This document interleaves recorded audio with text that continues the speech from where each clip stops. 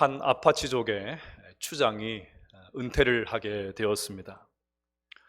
그래서 후임을 정하기 위한 절차에 들어갔습니다. 체력과 지혜와 인품이 훌륭한 사람을 뽑기 위해서 활쏘기, 말 달리기, 씨름, 퀴즈 등 여러 시험을 치렀습니다. 수많은 사람들이 모였지만 다 떨어지고 결국 세 사람만 남게 되었습니다. 추장은 마지막으로 남은 세 명에게 저 멀리 보이는 저 산 정상까지 갔다가 오라고 마지막 미션으로 그것을 주었습니다. 길도 없는 그 험한 산을 이 세 명의 후보가 죽기 살기로 올라갑니다. 그리고 내려와서는 보고를 시작합니다. 첫 번째 후보는 산 정상에서만 서식하는 꽃 한 송이를 꺾어서 왔습니다. 두 번째 후보는 매끈매끈한 돌 하나를 가지고 와서는 이것이 산 정상에만 있는 특별한 돌이라고 그렇게 말합니다. 이렇게 두 사람은 산 정상까지 갔다 온 증거를 추장에게 보여주었던 것입니다. 추장이 세 번째 후보에게 묻습니다. 너는 무슨 증거를 가지고 왔느냐? 그러자 아무것도 가지고 온 것이 없다고 합니다. 추장이 대노했습니다. 산 정상까지 갔다 오려고 했는데 어째서 그냥 내려왔느냐? 호통을 칩니다. 이윽고 그가 입을 엽니다. 저는 산 너머 저 먼 곳을 보고 왔습니다. 그곳에는 아주 아름다운 강과 비옥한 땅이 있는 것을 보고 왔습니다. 이제 머지않아 우리 부족은 저 산을 넘어서 저 비옥한 땅으로 거주지를 확장해야 할 것입니다. 저는 미래의 꿈을 보고 왔습니다. 이 말을 다 들은 추장이 이렇게 말했습니다. 다음 추장은 바로 너다. 너가 바로 다음 추장이다. 이제 곧 우리는 2022년 새해를 맞이하게 됩니다. 새해를 맞는 여러분의 마음에 어떤 기대가 있으십니까? 돌아보면 코로나로 지난 2년 동안 시간을 보내면서 우리 안에 꿈과 희망이 많이 사라진 것 같습니다. 아니, 꿈과 희망이라는 단어가 사치처럼 느껴집니다. 위드 코로나라고 하면서 이제 좀 되었다 싶어서 긴장의 끈을 살짝 풀었는데 아직은 아닌 것 같습니다. 안타깝게도 내년에도 코시국 코로나 상황이 계속해서 진행될 것 같습니다. 하지만 오늘 예배를 통해서 하나님께서 우리 안에 새로운 소망을 부어주시기를 소원합니다. 오늘 말씀을 통해서 잃어버렸던 꿈을 하나님께서 회복시켜 주시기를 간절히 기대합니다. 그래서 오늘 설교의 제목처럼 형통한 2022년이 되시기를 주님의 이름으로 축복합니다. 서로를 향해 다시 한번 인사하시겠습니다. 형통한 2022년 되시기를 축복합니다.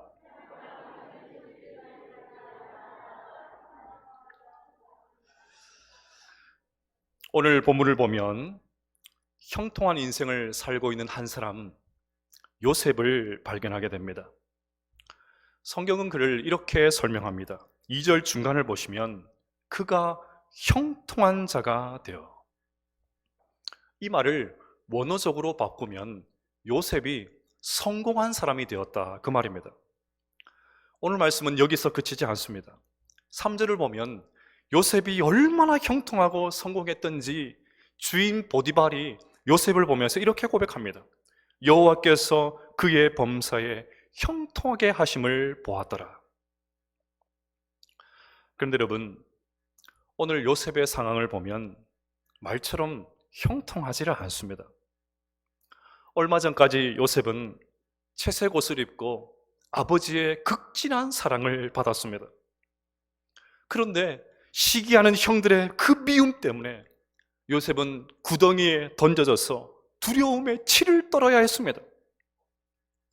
구사일생으로 구출은 되었지만 지금은 노예로 팔려왔습니다. 인신매매를 당한 것이죠. 아버지의 극진한 사랑을 받았던 아들 요셉이 노예로 전락하고 말았습니다. 여러분, 영화에서 노예가 팔리는 장면을 한번 떠올려 보십시오. 요셉이 즉시로 보디발 집의 종으로 팔려간 것이 아닙니다. 요셉은 노예 시장에 물건으로 나왔습니다. 사람들은 요셉의 눈도 한번 뒤집어 보기도 하고 입술도 까기도 하고 허리를 때리기도 하면서 쓸만한지를 살펴보았겠지요. 성에 안착이라도 하면 온갖 모욕적인 말을 그렇게 쏟아냈을 것입니다. 이렇게 요셉은 온갖 수모와 수치를 당하면서 노예로 팔려왔습니다. 그야말로 요셉은 거칠고 굴곡진, 너무나도 잔인한 시간을 보내고 있습니다. 한마디로 꿈꾸는 자 요셉이 쇠사슬에 매인 노예가 되고 말았습니다. 그런데도 오늘 말씀은 요셉을 형통한 자라고 말합니다. 그러면 여기서 우리는 질문을 던져야 합니다. 왜 성경은 비참한 상황 가운데 있는 요셉을 형통하다고 할까요? 어떻게 요셉은 밑바닥 인생을 형통한 인생으로 바꿀 수 있었을까요? 오늘은 이 질문에 대한 답을 찾으면서 형통한 2022년이 되는 비결을 알아보려고 합니다. 어떻게 하면 형통한 2022년이 될 수 있을까요? 첫째로, 하나님의 임재에 대한 확신이 있어야 합니다. 창세기 39장에는 하나님께서 함께 하신다라는 표현이 직간접적으로 7번이나 나옵니다. 2절을 보면 여호와께서 요셉과 함께 하심으로, 21절에도 여호와께서 요셉과 함께 하시고, 23절에도 여호와께서 요셉과 함께 하심이라. 심지어 주인 보디발도 하나님이 요셉과 함께 하시는 것을 직접 보고 이렇게 말합니다. 3절을 보시면 그의 주인이 여호와께서 그와 함께 하심을 보며. 이처럼 하나님은 때와 장소를 가리지 않고 요셉과 함께 해 주셨습니다. 그러면 계속해서 요셉과 함께 하신다고, 하나님께서 계속해서 요셉과 함께 하신다고 이렇게 말씀하신 이유가 무엇일까요? 겉으로 보면 요셉은 타국의 노예로 팔려와서 혼자서 외롭게 있는 것 같습니다. 형통, 성공이란 이런 단어는 요셉과 어울리지 않는 것 같습니다. 아니, 요셉은 그냥 실패한 것이 맞습니다. 하지만 하나님의 관점은 다릅니다. 하나님은 절대로 요셉이 혼자가 아니라고 하십니다. 일이 잘 되고 성공하고 문제가 해결되고 직장에서 승승장구하는 것이 그것만이 형통이 아니라 하나님께서 함께 하시는 것이 진짜 형통이라고 하십니다. 어떤 경우에도 하나님께서 임재하시는 것을 확신할 수 있다면 그것이야말로 성공이라고 하십니다. 우리가 2022년 형통할 수 있는 비결도 바로 여기에 있습니다. 하나님께서 때와 장소를 가리지 않고 우리와 함께 하신다는 것을 믿으시기를 바랍니다. 하나님의 임재에 대한 확신을 가지시기를 바랍니다. 그래서 요셉이 한순간에 비참하고 인생의 밑바닥까지 떨어져도 하나님에 대한 임재의 확신만을 가지고 그 순간에도 얼마든지 형통할 수 있었던 것처럼 이 말씀을 붙잡고 우리가 어떤 상황 가운데 있다 할지라도 하나님께서 나와 함께 하시니 나는 형통하게 될 것이다. 그 사실을 믿게 되시기를 주님의 이름으로 축복합니다. 그래서 하나님의 임재에 대한 확신을 가진 사람은 하나님께서 나와 함께 하시는데 왜 이런 일이 생겨? 그렇게 말하지 않습니다. 하나님께서 지금도 나와 함께 하신다고 하는데 나에게 왜 이런 일이 생길까? 그렇게 말하지 않습니다. 오히려 하나님께서 나와 함께 하시니까 이 정도는 내가 이겨낼 수 있어. 나와 함께 하신 하나님의 도우심으로 반드시 나는 일어설 거야. 지금은 알 수 없지만 하나님의 계획하심이 있을 거야. 그렇게 고백합니다. 물론 저는 요셉이 처음부터 이런 확신을 가졌다고 생각하지는 않습니다. 요셉도 우리와 똑같은 사람이지요. 처음에는 울기도 많이 했을 것입니다. 형들에 대한 원망과 분노가 마음에 가득했을 것입니다. 이 젊은 나이에 낯선 땅까지 팔려와서 노예로 살아야 하는 자신의 이 기구한 운명을 보면서 낙심도 했을 것입니다. 모르긴 몰라도 하나님께 원망의 말도 많이 쏟아냈을 것입니다. 하지만 요셉이 포기하지 않고 일어설 수 있었던 것은 하나님께서 요셉에게 끝까지 함께해 주셨기 때문입니다. 하나님의 임재에 대한 확신이 요셉에게 있었기 때문입니다. 그래서 신명기 31장 6절 말씀이 너무나도 중요합니다. 우리 함께 읽어보도록 하겠습니다. 시작. 너희는 강하고 담대하라. 두려워하지 말라. 그들 앞에서 떨지 말라. 이는 내 하나님 여호와가 그가 너와 함께 가시며 결코 너를 떠나지 아니하시며 버리지 아니하실 것임이라. 아멘. 히브리서 13장 5절과 6절 말씀도 읽어보도록 하겠습니다. 시작. 그가 친히 말씀하시기를 내가 결코 너희를 버리지 아니하고 너희를 떠나지 아니하리라 하셨느니라. 그러므로 우리가 담대히 말하되 주는 나를 돕는 이시니 내가 무서워하지 아니하겠노라. 사람이 내게 어찌하리요. 아멘. 여러분, 예수 믿는 사람들 가운데 가장 불쌍한 사람이 누구냐면 하나님의 임재에 대해서 확신하지 못하는 사람입니다. 하나님의 자녀라고 하면서 하나님의 임재에 대한 확신을 가지지 못한 사람, 그 사람이 가장 불쌍한 사람입니다. 하나님의 임재에 대한 확신을 가진 사람은 일이 잘 되어도 호들갑 떨지 않습니다. 그저 하나님의 은혜다 생각하면서 겸손하게 하나님 앞에 영광을 올려드립니다. 혹 실패해도 잠시 흔들리긴 하지만 극심한 침체를 경험하지는 않습니다. 왜요? 이 상황에도 하나님께서 함께 하시는 것을 알기 때문입니다. 지금은 이유를 다 알 수 없어서 고통스럽지만 그래도 나와 함께 하시는 그 하나님을 바라보면서 끝내 이겨냅니다. 요셉이 그랬지 않습니까? 요셉이 나중에 애굽의 총리가 되죠.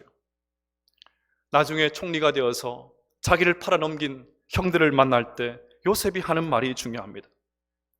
당신들이 나를 이곳에 팔았다 해서 근심하지 마소서, 한탄하지 마소서. 하나님이 생명을 구원하시려고 나를 당신들보다 먼저 보내셨나이다. 하나님이 그렇게 하셨습니다. 그 상황 속에서도 하나님이 나와 함께 하셨습니다. 비참한 그 상황, 답답한 그 상황, 너무나도 이해할 수 없는 그 상황 속에서도 하나님께서 함께 하셨습니다. 요셉이 그 고백을 하고 있었던 것입니다. 지금 우리가 요셉의 이 이야기의 결론을 다 알고 있으니까 쉽게 말할 수 있지만 요셉이 얼마나 힘들었을까요? 잠은 제대로 잘 수나 있었겠습니까? 눈만 감아도 자기를 죽이려고 했던 그 잔인한 형들의 눈이 계속해서 떠올랐을 것입니다. 구덩이에 던져졌을 때, 혼자 외롭게 남았을 때 그 두려움 때문에 자다가도 벌떡벌떡 일어났을 것입니다. 이런 상황에 있는 요셉에게 하나님께서 찾아와 주셨습니다. 계속해서 너와 함께 하겠다고, 내가 너와 함께 한다고 계속해서 말씀해 주셨습니다. 요셉은 하나님이 자신과 함께 하신다는 사실을 확인하고 확신하는 순간 그 마음 가운데 있는 모든 아픔들을 날려버릴 수 있었습니다. 하나님 안에서 자신의 존재를 발견할 수 있었습니다. 그래서 요셉은 다시 꿈을 꾸며 소망 가운데 일어설 수 있었던 것입니다. 저 같은 목회자들에게 연말은 참 부담스러운 시간입니다. 행정적으로 처리해야 될 일들도 많고 성탄절, 성구영신 예배도 있기 때문에 한 시간도 허투루 보낼 수가 없습니다. 그렇지 않아도 마음이 분주하고 집중해서 정신을 집중하고 있는데 지난주 토요일에 울산의 빛이라는 울산 기독교 교계 신문에서 연락이 왔습니다. 신년 특집으로 새해를 맞는 성도들에게 희망의 메시지를 써달라는 것입니다. 그 얘기를 듣는 순간 어떻게 해서든지 거절해야 되겠다, 그 마음이 제일 먼저 들었습니다. 지금 내 코가 석자인데 무슨 원고, 다른 원고 쓸 시간이 어디에 있습니까? 그래도 그쪽에서도 집요하게 그 얼마나 급한지 꼭 받아내겠다고 아주 결단이 대단했습니다. 그래서 할 수 없어서 언제까지 쓰면 됩니까? 마감일이 언제예요? 물어보았습니다. 그랬더니 내일입니다 그러는 거예요. 내일까지 써달라는 것입니다. 이렇게 무례한 곳이 어디 있습니까? 토요일 오후에 전화해서 내일까지 원고를 주십시오, 그렇게 하는 데가 어디 있습니까 도대체? 그리고 가만히 보니까 원고료도 없습니다. 원고료도 주지 않고 토요일 오후에 전화해가지고 내일까지 글을 써주십시오, 그렇게 부탁하는 곳이 어디 있습니까? 제가 썼을까요? 안 썼을까요? 예, 썼습니다. 1층에 그 신문이 와 있습니다. 근데 제가 원고를 급하게 쫓기면서 그렇게 쓰면서 사실은 제가 도전을 받았습니다. 글의 요지가 코로나 상황 속에서도 하나님을 잠잠하게 바라볼 수 있다면 그것이 복입니다, 그런 요지의 글을 썼습니다. 그래서 제목을 이렇게 달았습니다. 하나님만 의지하게 하심이라. 하나님만 의지하게 하심이라. 지난 2년간 우리 모두는 너무 힘든 시간을 보내고 있습니다. 그런데 돌아보면 지난 2년간 하나님을 더 많이 의지하지 않으셨습니까? 너무나도 힘든 이 시간, 하나님을 더 의지하면서 기도하지 않으셨습니까? 나의 연약함을 처절하게 깨닫고 절박하게 하나님의 은혜를 구하지 않으셨습니까? 그러면 그것이 형통입니다.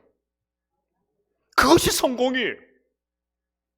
나의 연약함을 깨닫고 나의 부족함을 깨닫고 하나님 제발 좀 불쌍히 여겨주세요, 너무너무 힘듭니다 하나님, 이 힘든 상황에 나와 함께 하신 하나님을 바라볼 수만 있었다면, 그 하나님 앞에 무릎을 꿇을 수 있었다면, 그 하나님 앞에 시선을 고정할 수 있었다면, 그 하나님 앞에 기도할 수 있었다면 그것이 진짜 형통입니다. 그것이 진짜 복입니다. 그래서 저는 원고의 마지막을 이렇게 마무리했습니다. 새해에도 계속 잠잠히 고개를 숙이고 하나님만 의지하라고 말씀하시는 그분의 음성이 들린다. 안타깝게도 내년에도 코로나의 위협에서 완전히 벗어나지 못할 것 같습니다.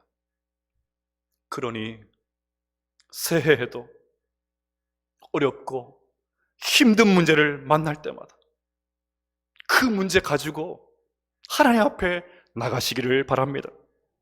절박함으로, 처절한 심령으로 하나님은 바라보시기를 바랍니다. 그 하나님의 긍휼을 바라보면서 하나님 불쌍히 여겨주십시오, 하나님을 붙잡으시기를 바랍니다. 나와 끝까지 함께 하시는, 이 상황 속에서도 여전히 함께 하시는 그 하나님을 바라보면서 하나님을 붙잡을 수 있는 우리 모두가 될 수 있기를 주님의 이름으로 축복합니다. 둘째로, 주어진 상황에 성실해야 합니다. 앞서 저는 형통한 삶을 살기 위해서는 하나님의 임재를 확신해야 된다, 그 말씀을 드렸습니다. 하나님께서 우리와 함께 하시는 것, 그것은 하나님의 주권적인 은혜지요.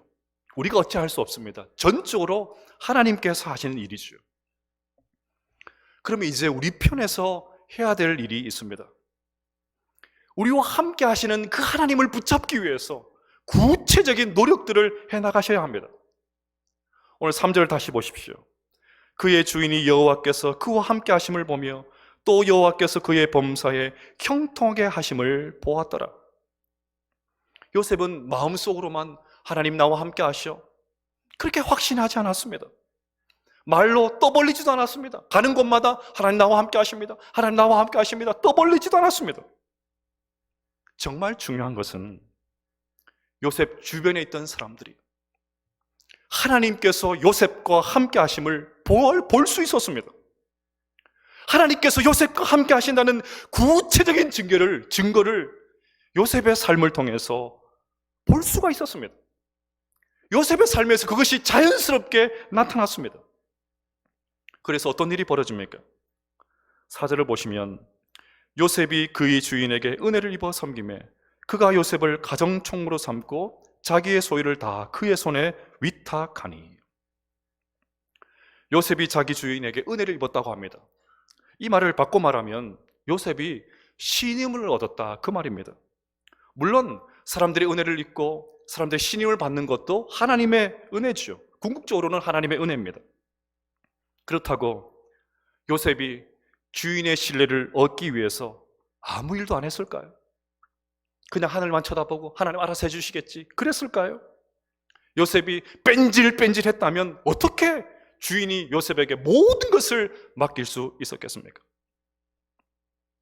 그런가 하면 요셉이 억울하게 강간미수범으로 몰려서 옥에 갇혔을 때도 그는 동료 죄수들에게 존경을 받습니다. 우리 39장 21절에서 23절 말씀을 함께 읽어보도록 하겠습니다. 시작. 여호와께서 요셉과 함께 하시고 그에게 인자를 더하사 간수장에게 은혜를 받게 하시매 간수장이 옥중 죄수를 다 요셉의 손에 맡김으로 그 재반 사물을 요셉이 처리하고 간수장은 그의 손에 맡긴 것을 무엇이든지 살펴보지 아니하였더니 이는 여호와께서 요셉과 함께 하심이라. 여호와께서 그를 범사에 형통하게 하셨더라. 아멘. 요셉은 감옥에서도 신임을 받습니다.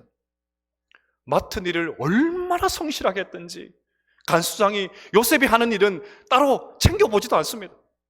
알아서 잘 하니까요. 보십시오. 처음에 요셉은 보디발 집을 책임졌고 중간에는 감옥 총무를 맡았고 나중에는 애굽 나라의 총리가 되었습니다. 이처럼 요셉은 일관되게 주어진 상황에서 성실히 행했습니다. 이런 요셉에게 어떤 일이 벌어집니까? 창세기 39장 5절 말씀을 읽어보도록 하겠습니다. 시작. 그가 요셉에게 자기의 집과 그의 모든 소유를 주관하게 한 때부터 여호와께서 요셉을 위하여 그 애국 사람의 집에 복을 내리심으로 여호와의 복이 그의 집과 밭에 있는 모든 소유에 미친지라. 아멘. 하나님은 요셉을 위해서 애굽 사람의 집에 복을 내려주셨습니다. 그런데 여기서 요셉을 위하여를 더 정확하게 번역하면 요셉 때문에입니다. 요셉 때문에, 그 성실한 요셉 때문에 보디발의 집이 복을 받았고 그 성실한 요셉 때문에 주변 사람들이 복을 받게 되었습니다. 이처럼 요셉은 노예 생활에 잘 적응합니다. 그는 계속해서 사랑받던 아들 대접 받으려고 하지 않았습니다. 자신을 미워했던 그 형들 원망하고 그렇게 하면서 시간을 보내지 않았습니다. 도망치려고도 하지 않습니다. 아버지 집에 기별을 보내서 저 살아있습니다 그렇게 하려고 하지도 않습니다. 어떻게 해서든 도망치려고 그렇게 호시탐탐 시간을 보내지도 않습니다. 그저 자기가 노예라는 사실을 인정하고 노예로서 최선을 다했습니다. 그가 처한 그곳에서 최선의 삶을 살았습니다. 사랑하는 여러분, 지금 여러분이 처한 상황과 자리가 최선임을 믿으시기를 바랍니다. 코로나가 사라지기만 하면 그런 말 하지 마십시오. 상황이 더 좋아지면 괜찮아질 것이라 그런 말 하지 마십시오. 지금 내게 주어진 그 자리에서 하나님께 내게 허락하신 그 상황 가운데서 최선을 다하면 우리 인생에도 이 새롭게 펼쳐지는 2022년에도 하나님께서 반드시 우리를 형통하게 하실 줄로 믿습니다. 사실은 제가 다른 예화를 준비를 했는데 오늘 설교를 준비하면서 이 예화를 좀 해야 되겠다 그 생각이 들었습니다. 얼마 전에 제 동기 목사가 담임 청빙을 받아서 교회에 부임을 했습니다. 그런데 담임 청빙을 받았으니까 동기들 안에서 이제 소문도 나고 알게 되었죠. 근데 여러분, 어떤 자리에 갔다 그러면 분위기가 수긍하는 분위기가 있고 어째서? 뭐 이런 분위기가 있을 수 있잖아요. 어째서 갔지? 뭐 이런 분위기가 있을 수 있잖아요. 이 동기는 후자 쪽이 좀 많았습니다. 동기들을 만나면 어째서 갔지? 뭐 약간 이런 분위기가 많았어요. 왜냐하면 학교 다닐 때 시원찮았거든요. 그 인간적으로 봤을 때 시원찮았습니다. 그래서 어떻게 그 친구가 거기 갔지? 다들 이런 분위기가 많았습니다. 저도 그런 그렇게 반응한 사람 중에 한 사람이었습니다. 근데 제가 지난 주간에 동기 목사들 좀 만나면서 말을 들었는데 좀 제가 회개를 하게 되었습니다. 무슨 말을 들었냐면 그 목사님, 동기 목사와 함께 그 같은 노회에서 10몇 년 동안 그 목사님을 지켜본 다른 분이 계셨어요. 근데 그 대화를 나누다가 그 목사 얘기가 나왔어요. 그랬더니 대뜸 그 동기 목사님 뭐라고 얘기하시냐면 자기는 그렇게 성실하게 목회사역하는 분을 못 봤다는 거예요. 한 교회에서 14년, 15년을 섬겼는데 정말 한결같이 모든 목사님들이 그 동기 목사를 생각하면 그렇게 칭찬을 한다는 것입니다. 그래서 한마디 하더라고요. 어떤 부탁을 해도 뺀질뺀질하지 않는다고. 어떤 부탁을 해도 뺀질뺀질하지 않는다고. 15년을 그 교회를 섬겼는데 늘 한결같이 어떻게 부탁을 해도 끝까지 그 얘기를 하는데 제가 깨달았습니다. 이래서 하나님께서 길을 열어주셨구나. 이래서 하나님께서 길을 열어주셨구나. 학교 다닐 때 별 볼 일 없고 그렇게 생각을 했는데 그 사역의 현장 가운데 15년 동안 신실하게 사명을 감당하니까 하나님께서 길을 열어주셨구나. 제가 그 이야기를 듣고 오늘 이 요셉의 모습을 보면서 골로새서 3장 말씀이 생각났습니다. 종들아 모든 일에 육신 내 상전들에게 순종하되 사람을 기쁘게 하는 자와 같이 눈가림만 하지 말고 오직 주를 두려워하여 성실한 마음으로 하라. 무슨 일을 하든지 마음을 다하여 주께 하듯 하고 사람에게 하듯 하지 말라. 이는 기업의 상을 주께 받을 줄 아나니 너희는 주 그리스도를 섬기느니라. 하나님 앞에 하듯 해라. 무슨 일을 하든지 하나님 앞에 하듯 해라. 사랑하는 여러분, 다시 한번 여러분들을 축복하기를 원합니다. 내년 한 해 이제 설교하는 중에 새해가 밝았습니다. 새로운 한 해 2022년 형통한 인생 될 수 있기를 주님의 이름으로 축복합니다. 이 코로나 상 속에서도 하나님께서 함께하고 계심을 믿으시기를 바랍니다. 잠잠히 고개를 숙이고 하나님을 의지하는 사람이 진짜 형통한 사람인 줄로 믿습니다. 하나님께서 우리와 함께 하심을 믿기 때문에 지금 내가 처한 자리에서 성실하시기를 바랍니다. 무슨 일을 하든지 사람에게 하듯 하지 말고 주께 하듯 하시기를 바랍니다. 제발 내년 한 해 무슨 일을 하든지 뺀질뺀질한 것이 아니라 그 일 생각하면 정말 그 사람 생각나지, 정말 그 사람 성실하지, 그 사람 정말 믿음직하지, 누군가에게 그렇게 추억될 수 있는, 그렇게 생각날 수 있는 인생 되시기를 주님의 이름으로 축복합니다. 그래야 할 때 우리 모두도 2022년 요셉과 같이 형통한 사람으로 주 앞에 쓰임받게 될 줄로 믿습니다.